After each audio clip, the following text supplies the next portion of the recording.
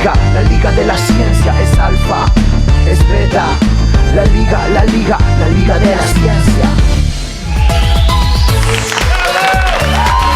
Hola, ¿qué tal? ¿Cómo están? ¿Cómo les va? Hola, ¿cómo andan? Muy bienvenidos y bienvenidas a un nuevo programa de la Liga de la Ciencia, el programa más preguntón de la televisión argentina. Hola, Andy, ¿cómo estás? Claro que sí, Euge, claro que sí. Hacer ciencia es sobre todo hacerse preguntas, no tanto dar respuestas como piensan algunos, ¿no? O algunas. Realmente, un buen científico, una buena científica lo que hace es hacer preguntas y preguntas cada vez más profundas sobre la naturaleza, ¿no? Y cuando resolves alguna de esas preguntas, se te abren más preguntas. Muchísimas más, claro que sí. Y de eso se trata nuestro programa, de hacer preguntas y también de hablar de temas importantes como es el cuidado del medio ambiente, que por suerte proteger nuestro planeta realmente es algo que nos está ocupando y preocupando cada vez más, así que hay cada vez más iniciativas y de eso vamos a hablar hoy. Sí, estados, empresas, organizaciones de la sociedad civil, hay diferentes iniciativas que intentan proteger nuestro planeta antes de que sea demasiado tarde.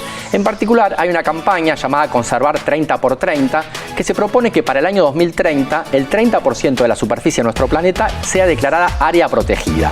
Para hablar sobre esta campaña está con nosotros uno de sus referentes, él es museólogo, él es docente, es naturalista y estoy hablando de Claudio Bertonati, a quien recibimos con un fuerte aplauso. Muchas gracias. Bienvenido, ¿qué tal? Gracias. Claudio, muchísimas gracias por venir. Gracias por venir. Que comience la clase, por favor.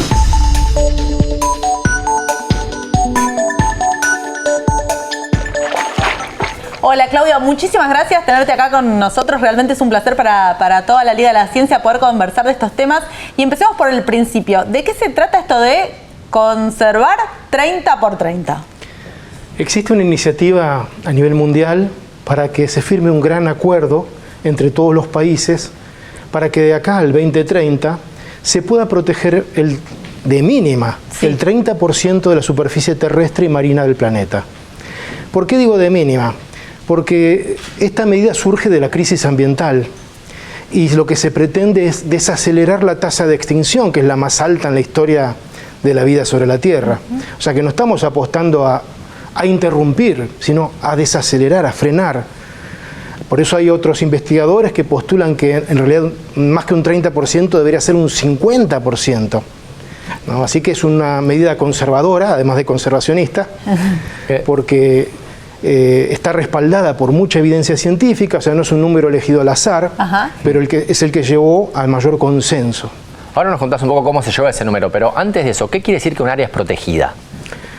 Un área protegida es un espacio definido geográficamente, delimitado, reconocido, que tiene instrumentos legales para asegurar su conservación a largo plazo, no solamente para sostener los bienes y servicios que brinda la naturaleza a través de sus ecosistemas silvestres, sino también para conservar los valores culturales que se contienen en esos paisajes.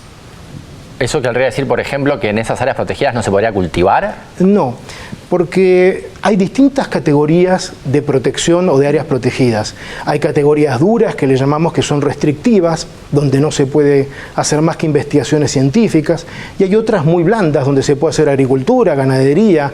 Ustedes conocen seguramente más de un parque nacional donde la gente puede ir a recorrerlos, y hay pasarelas, senderos, hay hoteles, hay lugares donde poder brindar servicios. Es decir que, es más, hay pobladores en muchos de esos parques donde practican agricultura o ganadería, por supuesto, de manera amigable con el paisaje. O sea, acá el desafío está en pensar dos cosas, diría yo, que el área protegida tiene que cumplir con su función, que es asegurar esa provisión de bienes que nos brinda la naturaleza y sobre todo los servicios. A ver, esto exige una aclaración, que cuando hablamos de bienes y servicios, los bienes son tangibles, son recursos, maderas, cueros, suelos fértiles. Los servicios son más problemáticos para visualizar, porque son invisibles. Son silenciosos, cotidianos, la producción de oxígeno, el aire que respiramos, la purificación del oxígeno, el mantenimiento de la estabilidad climática, asegurar la producción de fauna. O sea, ¿quién produce las merluzas que pesca la Argentina? Bueno, es un servicio que brinda el mar argentino. Y eso normalmente no llega en una factura asociada o al kilo de merluza, o una vez por mes nos tiran por abajo de la puerta en un sobre los servicios que brindan los ecosistemas silvestres. Sin embargo, fueron evaluados económicamente. El panel de IPBES, que nuclea a los expertos en biodiversidad a nivel mundial, lo llegó a evaluar para cada continente, y en el caso americano representa más de 24 trillones de dólares, es decir, el equivalente a todo el PBI de América. O sea que si tuviéramos que pagar estos servicios serían carísimos, pero además sabemos algo mucho más importante, que reemplazarlos es casi imposible. ¿Y quiénes adhirieron a este proyecto de conservar 30% Hay en este momento más de 100 países han manifestado ya su vocación para firmar el acuerdo. O sea, oficialmente. Sí, porque viene trabajando en esa dirección, aunque no se ha percibido siempre así. No, pensemos que en 1903, cuando Francisco Pascasio Moreno dona las tierras para crear un parque nacional, el primero de la Argentina, Nahuel Huapi, en aquel momento se llamaba Parque Nacional del Sur. Moreno no lo llegó a haber creado igual, ¿no? Pero en 1903 teníamos un parque nacional. Hoy tenemos medio centenar y en total 500 áreas protegidas que suman 40 millones de hectáreas y que representan casi el 15% de la superficie terrestre del país. Es decir que no hemos hecho todo mal, le hemos pegado una paliza a la naturaleza argentina, pero también hemos articulado medidas que no son pocas ni despreciables. Y también hay áreas protegidas marinas, ¿no? Hay de todo, hay áreas protegidas nacionales, provinciales, municipales, privadas y también terrestres y marinas. Sí, la gran novedad de los últimos años, como vos decís, es que la Argentina se ha lanzado al mar a proteger espacios que vienen siendo depredados de una manera atroz. O sea, esto, una vez vuelvo a la inquietud de Andrés, nosotros no estamos apostando a paralizar la economía. No, al contrario, el verdadero desarrollo exige conservar los recursos que le dan de comer a la gente. O sea que esta medida no tiene que ver solamente con proteger especies endémicas o especies amenazadas, sino protegernos a nosotros. Claro, no, quizás hay una falsa dicotomía entre el desarrollo sostenible y la protección del ambiente, o hay tensiones que sí existen en la realidad. Yo pienso que hay un solo modelo de desarrollo, que es aquel que respeta la capacidad de los recursos para brindar sus beneficios. Cualquier otro modelo no es sostenible, y entonces no es desarrollo, sino sostenible. Desarrollo significa progresar, pero uno no puede hacerlo hipotecando la nación, hipotecando la calidad de sus aguas, de sus suelos, su estabilidad climática. Ahora, efectivamente hay tensiones, porque hacer las cosas bien implica, puede tener otros costos y además computar externalidades. La Argentina tiene una larga tradición de no computar las externalidades. O sea, cuando uno piensa que cuánto sale producir cualquier cultivo, dice, ¿y han computado el agua? Claro. ¿Han computado la fertilidad del suelo? Claro. Porque lo que entra en la ecuación normalmente es solamente los costos operativos del productor. Claro. O sea, nosotros creemos que hay que producir, pero hay que producir bien, ¿no? Me quedo en el tintero la pregunta de cómo se llegó al 30%, pero me di cuenta, te iba a hacer esa pregunta, pero me di cuenta que hay una pregunta anterior, que es la de ¿cuál es la totalidad de área protegida en este momento en el planeta? Porque me imagino que tiene en cuenta ese número también, esa diferencia entre cuánto hay protegido y cuánto queremos proteger y el tiempo que tenemos para hacerlo. Pasó algo interesante porque el primer parque nacional del mundo fue Yellowstone en Estados Unidos en 1879. Es decir, que desde 1879 ahora tenemos 250.000 áreas protegidas. Tampoco se hizo todo mal.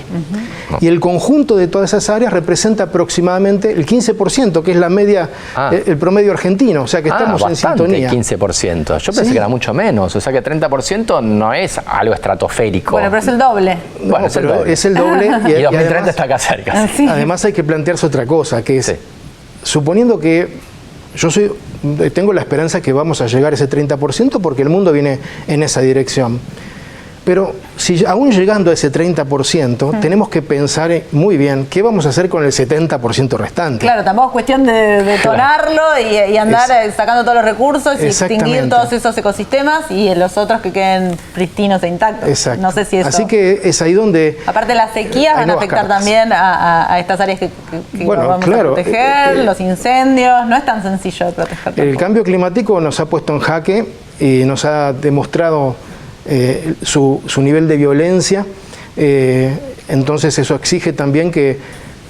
Sábato decía que la desdicha es educadora, entonces yo espero que la desdicha de ver estos tiempos de crisis nos permitan reaccionar y generar nuevas formas productivas o ajustar las que ya tenemos, porque pensemos que la Argentina también, un país netamente agropecuario, vino haciendo malas prácticas, pero ojo, innovó con la siembra directa, algo que era impensable 40 años atrás. ¿Qué es la siembra directa?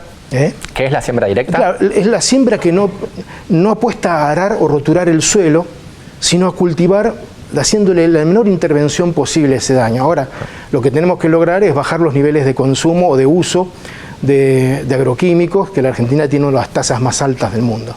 Entonces, y también promover la agroproducción, la producción ecológica, es decir, hay muchos frentes para los cuales se puede trabajar complementariamente el de las áreas protegidas. Y después pensar que las tierras silvestres son productivas. Muchos economistas o políticos a veces mencionan, no, bueno, pero son tierras, ustedes quieren proteger eso y es tierra improductiva. No. O sea, pregúntenle a la gente de Iguazú si el Parque Nacional de Iguazú es improductivo. O vayan a Bariloche y pregunten si Nahuel Huapi es improductivo. O sea, hay parques que motorizan una economía, en algunos casos a través del turismo. Pero en el caso marino, que vos, María Eugenia, mencionaste, una deuda a saldar importante es proteger las áreas de desove de los grandes proveedores de recursos pesqueros. Es ahí donde nosotros tenemos que asegurarnos proteger el capital para poder retirar los intereses de ese capital. O sea, no estamos diciendo que no hay que pescar. Hay que pescar bien y hay temporadas, épocas y lugares que hay que proteger. Vos sos naturalista, museólogo, o sea, ¿cómo podemos comunicar estos temas y cómo podemos establecer un lazo más profundo entre las personas y la naturaleza y poder imaginar un futuro posible donde no estemos tan disociados y vivamos en ciudades tan lejanas de donde la naturaleza parece que la vemos solo por la televisión? Te agradezco muchísimo porque para mí es el epicentro de lo que reactiva todo. Nosotros como especie hemos construido nuestro propio ecosistema totalmente artificial, nos hemos alejado de ese mundo silvestre a tal punto que ese alejamiento no solamente es físico, es también intelectual y emocional. Creemos que no formamos parte de la naturaleza. Eso es un error patológico, digamos. Tiene tratamiento psiquiátrico o psicológico, pero nosotros somos parte de. Y algo mucho más importante, la necesitamos. Sin la naturaleza no podemos vivir. Nosotros necesitamos tomar agua, necesitamos suelos fértiles, estabilidad climática, recursos para alimenticios. Entonces, no viene todo del supermercado. Viene de un lugar mucho más que no está tan lejos, que es la naturaleza. Y todas las ciudades tienen expresiones de naturaleza. La ciudad de Buenos Aires tiene reservas naturales. Entonces, y aquella ciudad que no la tenga, tiene que tener una reserva natural y cultural, de carácter municipal, aunque sea. ¿Por qué? Porque es ahí donde los jóvenes y los no jóvenes pueden reencontrarse con ese mundo natural, descubrir o redescubrir que no estamos solos, que compartimos el mundo con 2.200.000 especies aproximadamente, que muchas están amenazadas, pero muchas otras no. Y esas que no están amenazadas las podemos conocer. Y el conocerlas nos sirve también para anclarlo con nuestra identidad. Conocer nuestros paisajes es fundamental para saber quiénes somos.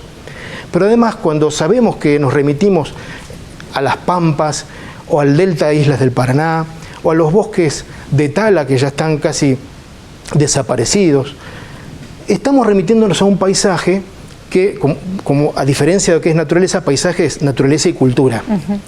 Y si nosotros descubrimos que en esos paisajes están los seres sobrenaturales de la cultura popular argentina, los mitos y las leyendas, que están las plantas medicinales, de lo que esas señoras saben que tal yuyo sirve para curar tal mal, empezamos a descubrir que hay canciones, poesías, que hay símbolos nacionales como la rodocrosita, la piedra nacional, el dorado, pez de interés nacional.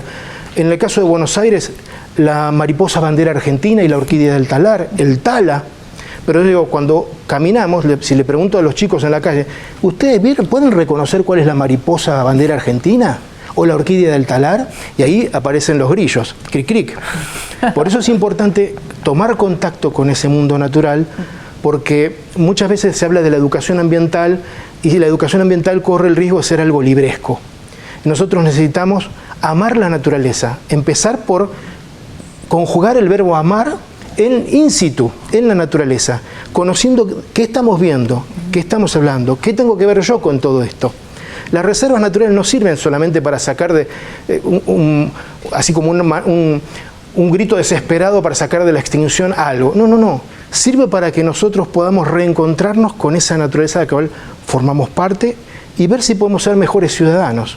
Y si yo trabajo en educación, como ustedes, porque esto es un ámbito educativo, es porque creemos que la gente puede cambiar y puede cambiar para bien.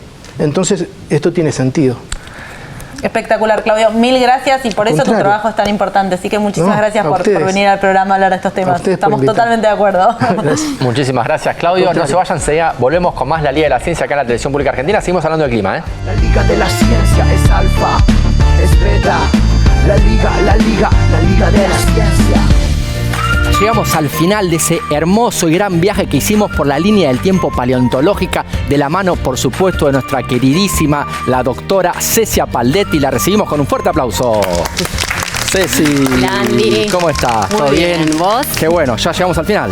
Ya llegamos al final, así que tengo algunas cositas para contar. Bien, me da un poco de nostalgia, pero arranquemos. Vamos.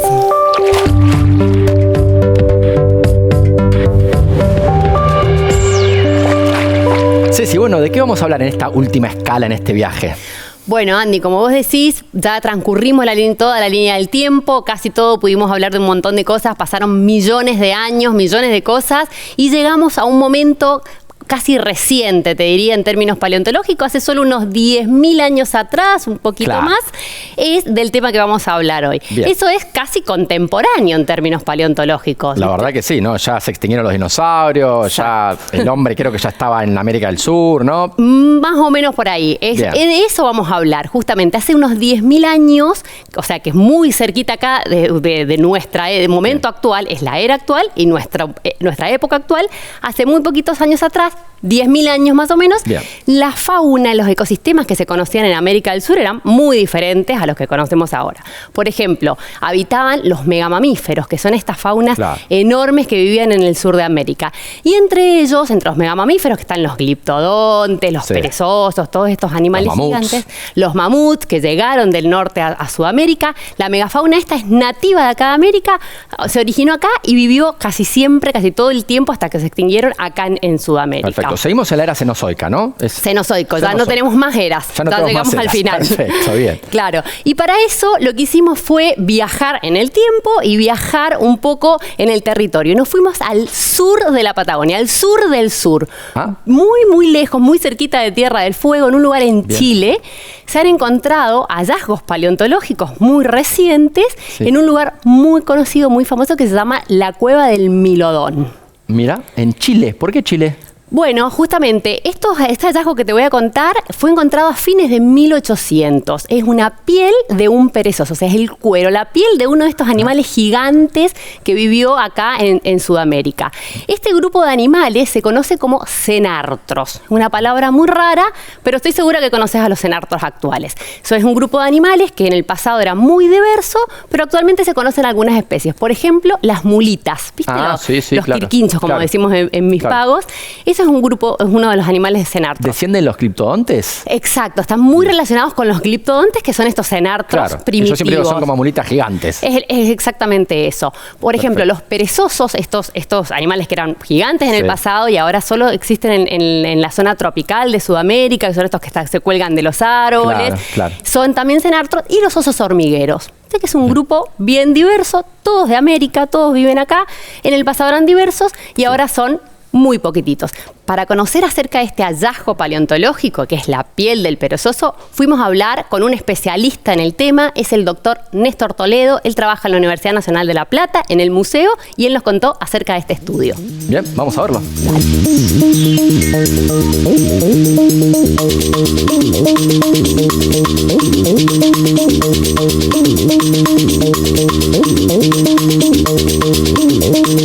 Hola, soy Néstor Toledo, soy investigador del CONICET y paleontólogo del Museo de La Plata. Yo trabajo con cenartros, que son un grupo de mamíferos del continente americano muy importantes y muy interesantes, que hoy están representados por mulitas, armadillos y tatús, osos hormigueros y perezosos, pero que en el pasado había una diversidad muy grande a lo largo de todo el continente americano y a lo largo de prácticamente toda su historia, incluyendo gliptodontes, pampaterios y perezosos extintos. Y mi trabajo se enfoca más que nada en la paleobiología de estos animales, es decir, la reconstrucción de cómo era su modo de vida, qué comían, cómo era su postura, cómo era su locomoción, si subían o no a los árboles, si cavaban o no cavaban, qué otros animales y plantas convivían con ellos en esos ambientes, y también cómo fueron cambiando, evolucionando y desapareciendo. Y entre las líneas de investigación que abrimos hace unos años para unos colegas está el estudio de estos restos momificados que vienen de cuevas de la Patagonia Austral chilena, donde hay pieles momificadas de perezoso que permiten hacer estudios que en restos de tipo de preservación más convencional de los fósiles sería imposible hacer.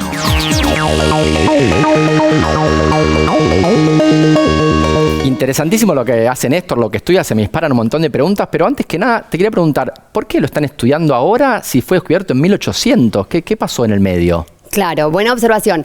Mira, ocurre lo siguiente. Esta piel de perezoso fue encontrada en una cueva de Chile, como vimos, sí, que actualmente es un monumento natural porque es un lugar donde no solo se han encontrado fósiles, también se han encontrado restos arqueológicos, ya te voy a contar. Y esta piel fue encontrada a fines de 1800 por una expedición científica del Museo de La Plata, liderada por el Perito Moreno. En esa época se estaban delimitando recién los límites internacionales entre Argentina y Chile, y justamente esta expedición estaba relacionado con eso, y en esas expediciones se encontraron estas pieles momificadas en excelente estado de preservación, a tal punto que imagínate que en ese momento, que no se conocía muy bien de la fauna prehistórica, tenía tan buen estado de preservación la piel, que incluye pelos, las texturas, que se creyó que podían estar vivos aún estos perezosos gigantes. Y se generó como una fiebre de cazadores de tesoros que se dirigían a Patagonia a buscar perezosos vivos. Bueno, con los estudios posteriores se determinó que estos animales vivieron hace miles y millones de años atrás, los últimos hace pocos miles de años. Claro. Y bueno, se pudieron saber un montón de cosas nuevas. Entre esas, las que estudia Néstor y su equipo de investigación. Qué interesante. Bueno, ¿y cómo ayudó este pedacito de piel o pedazo? ¿Qué tamaño tiene? Es un pedazo grande. Se calcula que el original era como 1 metro cuadrado más o menos.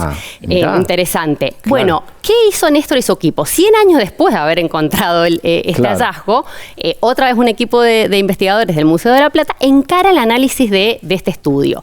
Y ellos lo que hicieron fue varias cosas, lo encararon por varios frentes. Claro. Tomaron un equipo para hacer radiografías portátil de uso veterinario y radiografiaron la piel para ver cómo era por dentro. Claro. Porque ¿qué pasa? A simple vista en algunas partes de la piel se veían que en el interior de la dermis, como se conoce, tenía huesecillos. O sea, tenía como un escudo dérmico dentro de la piel. Wow. Ellos pudieron ver con las radiografías que no eran algunos huesecillos, eran miles y miles de huesecitos, llamados osículos o osteodermos, que estaban en el interior de la piel. Y no solo que llamó la atención la cantidad, sino que llamó la atención que estos huesecillos, que actualmente se conocen en perezosos actuales y que también se conocen en perezosos primitivos. De hecho, se cree que tenían todo un escudo dérmico de protección, bueno, y con otras funciones probablemente. Claro. Incluso un animal del mismo grupo actual, las mulitas, tienen todo un escudo dérmico de este tipo de huesecitos. Entonces están relacionados. Bueno, ellos descubrieron que estos huesos tenían un patrón particular. Pudieron incluso entender en qué parte del cuerpo pertenecía ese pedazo de cuero, porque era un cuero aislado. Claro. Ellos pudieron determinar a través de estas estructuras de qué parte del lomo y del cuerpo pertenecía el cuero, y vieron que en el sector del lomo del animal, estos huesecitos estaban orientados en forma de rosetas, como de estrellas, que le daban rigidez al lomo. Mientras que en los sectores laterales y relacionados a las articulaciones, estos huesos cambiaban la forma, o sea, la disposición, y se encontraban en hileras. Y esto les permitía al animal tener un escudo dérmico, pero poder articularlo, o sea, moverlo, flexible, digamos. Claro, qué bárbaro. Mira, ¿y esto cómo ayuda a entender entonces el comportamiento que tenía en aquel momento? Bueno, más que el comportamiento, lo que nos muestra esto es, digamos, la parte anatómica funcional de este animal. Claro.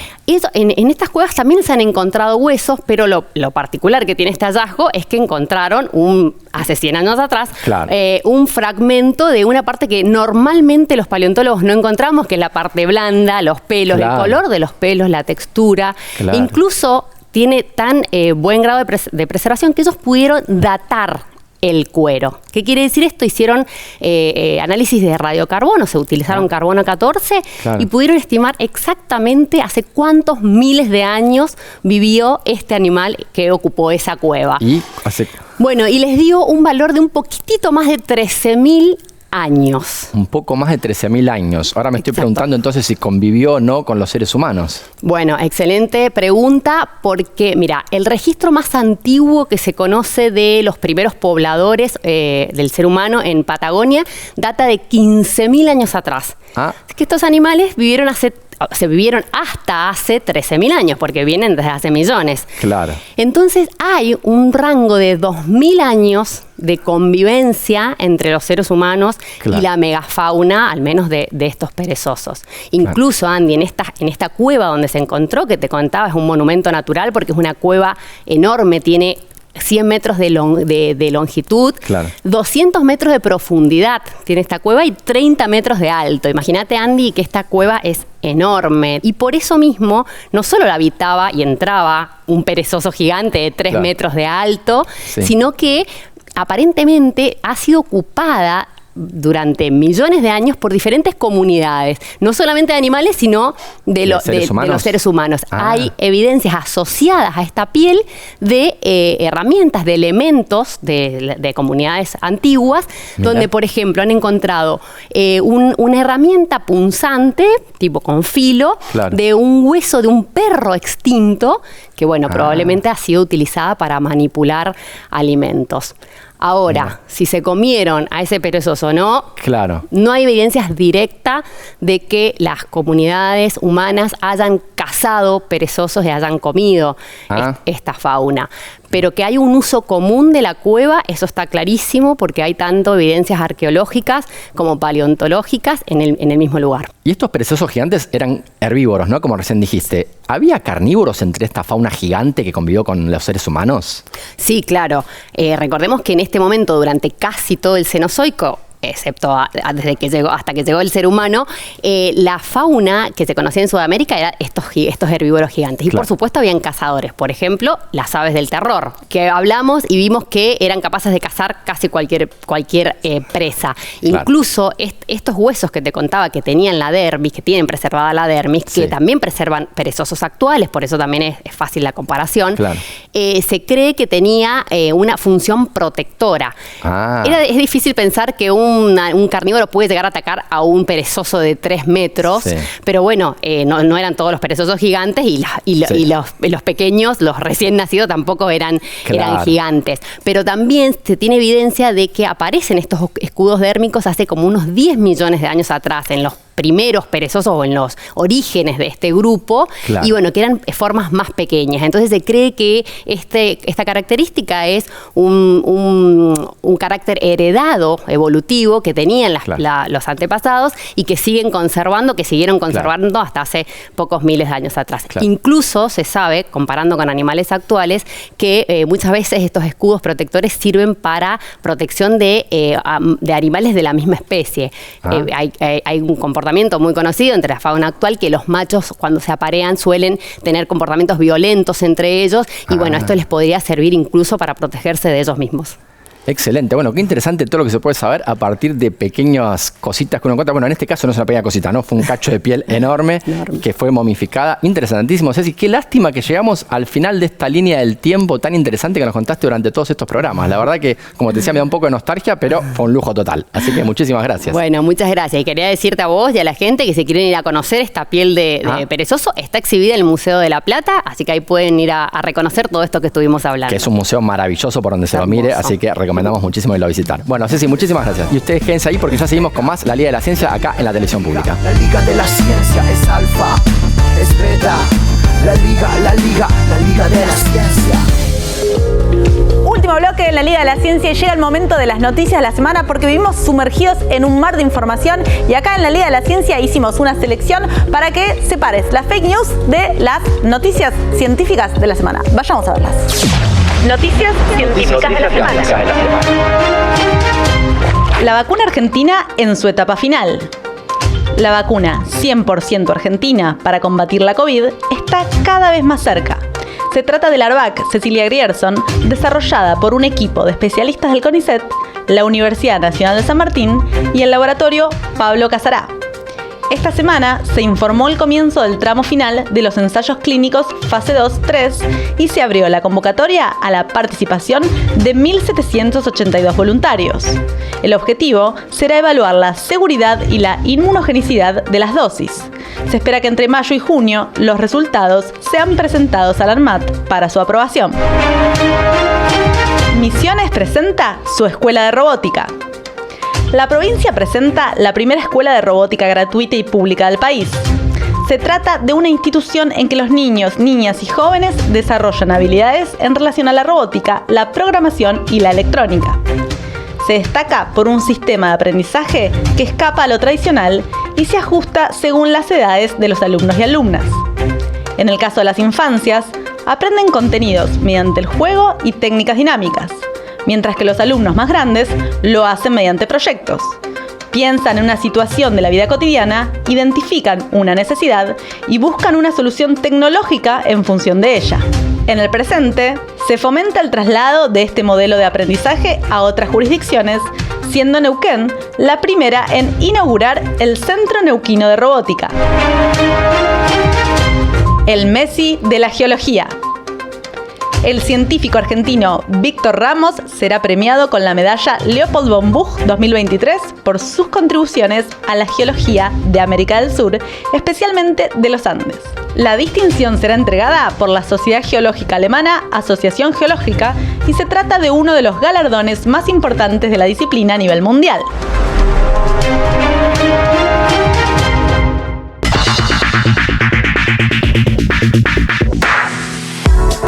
Arrancamos ahora el Club del Nerd en la Liga de la Ciencia. Nos encanta este final del programa donde siempre invitamos a nerds que hacen diferentes cosas que nos encantan contar. Y en esta ocasión vamos a hablar sobre un libro que va a dar que hablar. Y si va a dar que hablar, entonces hablemos. ¿Con quién vamos a hablar? Hablemos porque estamos con Timoteo y Belén del Gato y la Caja. Timo es investigador de CONICET y profesor de la UBA. Y Belén es diseñadora y junto con un gran equipo, porque este libro lo hicieron junto a un montón de personas y eso es parte de su gracia y por qué es tan importante. Nos van a contar de clima. Bueno, vos sos como el responsable editorial y vos sos como la responsable de diseño, ¿no? ¿Digo bien? Sí, somos un equipo, pero sí. Pero son un equipo enorme. Sí. Somos los representantes de un equipo enorme de personas que, bueno, se pusieron al hombro un proyecto gigante y acá tenemos el resultado. ¿Y qué es el producto? ¿Y qué es? Es un desafío de diseño más importante de los últimos años. Es un libro que empezamos a pensar hace más de un año ya, sí, en el equipo de Gato, que aborda la crisis climática desde distintos puntos de vista. En un primer momento, una cuestión de diagnóstico y de presentación del tema y de las consecuencias que ya son más o menos conocidas sobre las personas, sobre el planeta y demás. Y otros momentos en donde ya van hacia propuestas respecto de los principales escenarios o de los principales lugares en donde necesitamos atender para hacerle frente a este problema, y una parte final hacia experiencias, como el sistema productivo desde el Estado puede ayudar o debería modificarse o evolucionar para hacerle frente a esta problemática, cómo las empresas pueden colaborar también y, por último, cómo el activismo ambiental también puede impulsar el cambio que necesitamos que suceda. Perfecto, súper completo, no dejaron afuera a nadie porque realmente es un tema complejo, es un desafío global y así que fueron por todos los sectores, la investigación, la ciencia más dura, toda sí, la ciencia básica. Carolina Vera, que ha estado acá en el programa, también ha escrito uno de los capítulos, ¿no es cierto? Y también todos estos empresas, Estado y sociedad civil. Exactamente. Uno de los desafíos más grandes de todo eso fue que teníamos un montón de autores de repente y queríamos construir una narrativa unificada, no que fuese una recopilación de textos por separado, sino que necesitábamos hacer un recorte que uniera todo eso, así que fue Un lindo desafío, pero sí, un montón de Lo que me encanta del Gato y la Caja en general es que los libros tienen mucho de diseño, pero muchísimo, es hermoso. El diseño que hiciste, Belén, como jefa del equipo de diseño, es espectacular.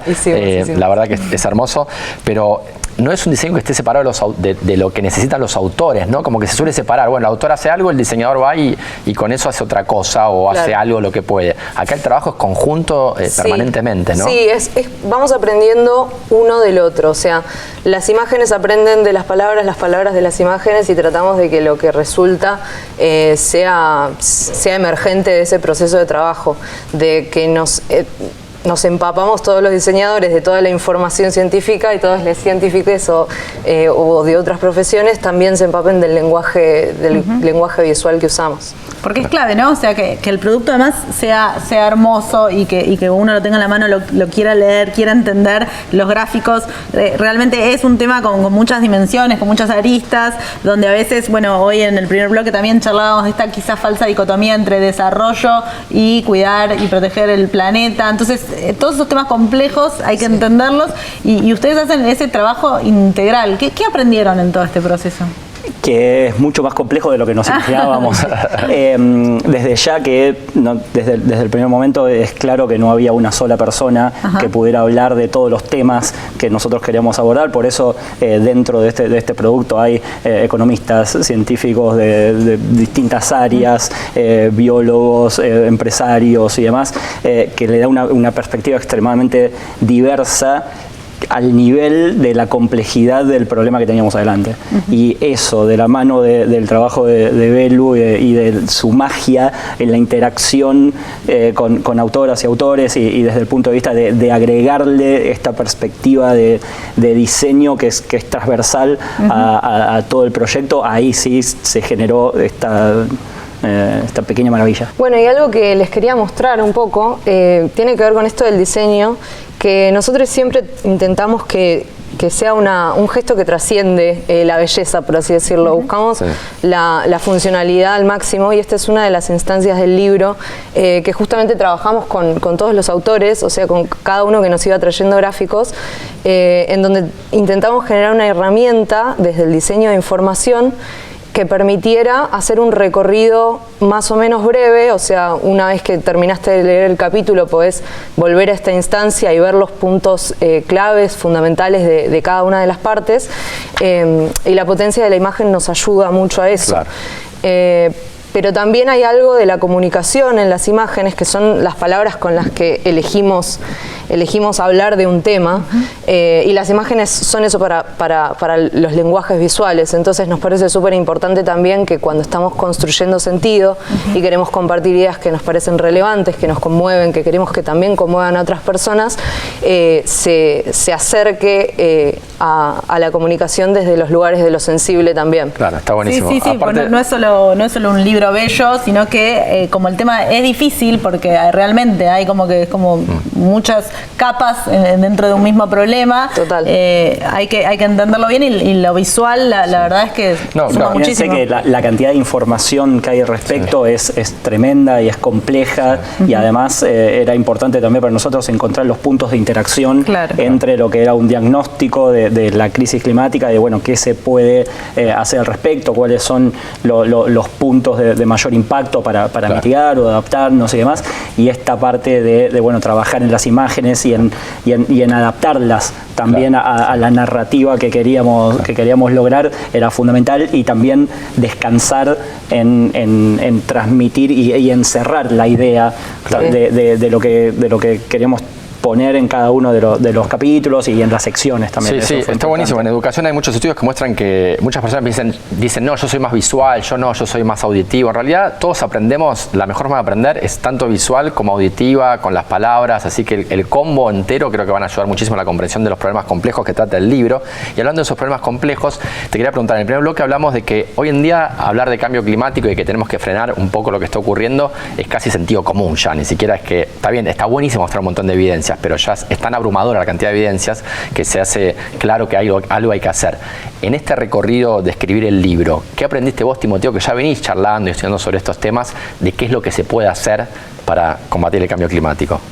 Bueno, en parte de la investigación adicional que fui haciendo y de la interacción con Carolina Vera y con Tamara Ulla, que fueron las 3 personas con las que establecimos los primeros 3 capítulos de diagnóstico del problema, digamos, o de presentación del problema, lo que aprendimos es en parte enfocar hacia los lugares en donde se necesita una acción más rápida y donde esa reacción, esos cambios posibles son verdaderamente factibles y van a tener un sentido en el tiempo, en los tiempos que necesitamos para que esto empiece a cambiar. En el sentido de, bueno, los recursos, inclusive para hacerle frente a la crisis climática, son limitados. Entonces, bueno, ¿dónde los ponemos? ¿Cuáles son los principales puntos que deberíamos abordar y en qué intensidad? ¿Y cuáles son esos principales puntos que deberíamos abordar?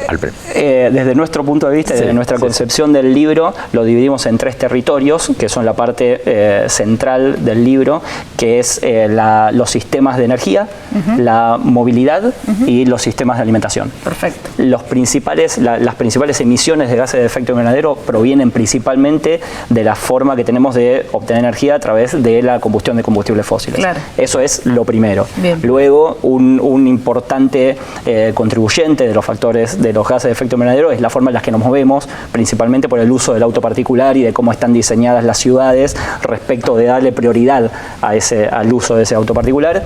Y por último, aproximadamente 1/4 de las emisiones de gases de efecto invernadero provienen de la producción y el consumo de alimentos. Y una gran cantidad de cómo esos alimentos se desperdician. Claro. Entonces, eso es, desde ya que hay muchísimas otras áreas y puntos en donde es necesario realizar acciones en favor de mejorar nuestra relación con el medio ambiente, pero desde nuestro punto de vista y de lo que quisimos explorar en este proyecto, eso es lo que va a ser de mayor impacto y donde hay soluciones factibles, donde algunas ya están funcionando y simplemente lo que necesitamos es escalarlas. Decidirnos a transicionar, a cambiar nuestro estilo de vida en favor de esa perspectiva, que es lo que está en la tercera parte. Claro. Que me parece clave que el diseño no es solo el objeto, sino que también es la manera de contar esto, que creo que es clave porque, como recién decías, no se queda solo en el diagnóstico, que sino en qué podemos hacer al respecto, porque si no es muy desalentador, ¿no? Si no, lo que estás comunicando es, bueno, hay un problema global que es muy complejo, que es difícil, te da ganas de darte la vuelta y a dormir una siesta. Y no, necesitamos gente comprometida que vea que acá hay un primer acercamiento a un tema muy complejo y que se quede con ganas de, bueno, hay cosas para hacer, hagámoslas. Y eso es una decisión de diseño. De hecho, bueno, en la contratapa dice el desafío de diseño más grande de todos los tiempos. Nuestra forma de defender eso un poco es que planteamos que estos sistemas necesitan ser rediseñados. No es acomodarlo un poquito y seguir funcionando con las cosas como están mal, sino que tenemos que realmente enfrentarnos a este tipo de desafíos. Y el diseño tiene algunas herramientas súper interesantes. Las 2 grandes cosas que el diseño hace, me refiero ya saliendo de diseño gráfico o diseños con apellidos, sino el diseño en sí. Porque en este caso, cuando decís el diseño más importante de la historia, es el diseño de la biosfera. El desafío de diseño es enfrentar esta crisis climática y ganar de alguna forma, ¿no? Las 2 grandes cosas que el diseño hace, por un lado es construir sentido, un poco lo que les contaba antes, y por otro lado resolver problemas. Y nos vamos a enfrentar a un montón de problemas, o sea, de innovación, de que vamos a tener que inventar soluciones que no conocemos, pero también de adquisición de usuarios, por ejemplo. Quizás hay soluciones que están ahí esperándonos, pero necesitamos que la gente las adopte, o incluso las que no están todavía y vamos a tener que inventar, vamos a necesitar que convocar a más gente. Es un montón lo que hicieron, y además es un libro que realmente es fácil de leer, está hecho para que sea entendible, para que uno pueda abordar esto sin desesperarse, sin frustrarse, poder entender las capas de los problemas, y está hecho por un montón de gente. ¿Quieren nombrar a algunos o tienen miedo de olvidarse de alguien? O sea, ¿quieren contarnos un poco cómo es el equipo? Desde el punto de vista de las personas que trabajaron como autoras y autores, yo junto con Carolina Vera y Tamara Ulla presentamos el inicio del problema. Juan Arroyo escribió sobre energía, Felipe González sobre movilidad y Ezequiel Arrieta sobre alimentación. Bien. Y en la última parte, los chicos, la gente de Fundar, habló de esta interacción entre el Estado y la economía y soluciones verdes en ese sentido. Grid Exponencial como escalador de las empresas y para transición hacia soluciones verdes, digamos, y Jóvenes por el Clima, por último, como este actor social. Desde el punto de vista también fundamental del equipo. Sí. Bueno, Juan Cruz Balián fue editor general, Lupe Sendra, editora y coordinadora también del proyecto, y del lado de diseño estuvimos Juan Manuel Garrido, Azulda Madián y yo, pero también todo el equipo siempre muy informado de todo lo que estábamos haciendo, y bueno, fue muy codo a codo. ¿Y dónde lo conseguimos? En todas las librerías. En todas las librerías del país. Sí. Está subido gratis también, gracias a bancantes, que son las personas que nos bancan mes a mes. Así que en elgatoylacaja.com/clima lo pueden leer gratis. También lo pueden comprar en la tienda ahí desde la web. Algo más que me gustaría agregar sobre el proceso de cómo esto fue creado, que ya teníamos un poco de experiencia en los procesos abiertos que generan los libros del Gato y la Caja, en donde los borradores, antes de ser parte del libro, fueron subidos gratis y disponibles para una comunidad que tuvo la posibilidad de, en cada párrafo, en cada oración, comentar, no al final de la nota, sino generar un comentario sobre algo que le gustó, algo que no le gustó, sobre información adicional para expandir, para corregir y demás. Wow. Eso generó un total de un poco más de 500 interacciones entre la comunidad, autoras y autores, en donde también respondían y había una interacción, más las personas que lo revisaron, revisores que contratamos y también los revisores editoriales y demás, del punto que es la versión hiper corregida por la revisión entre pares, cómo funciona la ciencia, así que increíble. Exacto. Bueno, les agradecemos un montón haber venido, nos encanta, gracias, yo ya me lo compré, muchísimas así que gracias. Lo recomiendo un montón, está buenísimo. Les mandamos un beso a todos los que hicieron esto posible y se nos fue el programa, Andy. Se nos fue el programa volando. Muchísimas gracias, Timoteo y Belén. Esperemos que vuelvan pronto a contarnos el impacto del libro y nosotros nos vamos, pero hasta la semana que viene. Hasta la semana que viene, acá en la Liga de la Ciencia, en la pantalla de la televisión pública. ¡Chao! ¡Hasta la semana que viene! Un planeta amenazado, un cerebro iluminado, un esperma congelado, un ambiente saturado, un reactor recalentado. Es nano, es mega, la liga de la ciencia es alfa, es beta, la liga de la ciencia. Yeah, one shot. Hey yo, un protón muy excitado, un neutrón descolocado, un genoma descifrado, un fantasma del pasado, un microbio liberado, un pronóstico acertado, un desastre anunciado, un volcán descontrolado. Es nano, es mega, la liga de la ciencia es alfa, es beta, la liga de la ciencia. Yeah, one shot. Hey yo, un protón muy excitado, un neutrón descolocado, un genoma descifrado, un fantasma del pasado, un microbio liberado, un pronóstico acertado, un desastre anunciado, un volcán descontrolado. Es nano, es mega, la liga de la ciencia